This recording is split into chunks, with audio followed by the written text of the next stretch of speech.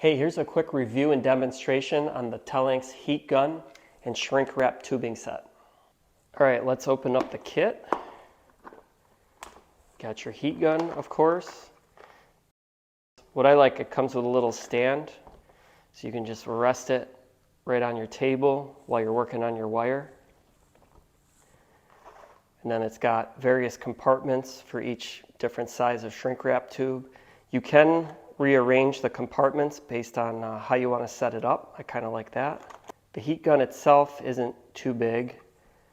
You got your on-off button on the back. Pretty simple setup. So for the demonstration here, I'm going to use a wire that I nicked, and I'm going to use the shrink wrap tube to repair it.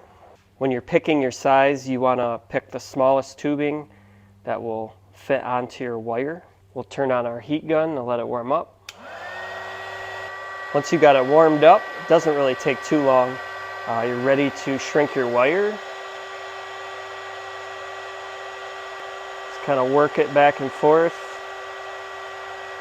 You'll see it shrinking. Probably want to let it cool down for a sec, but I got my shrink tube on. Pretty nice fit. It's nice and secure on the wire. And now that wire is not exposed anymore.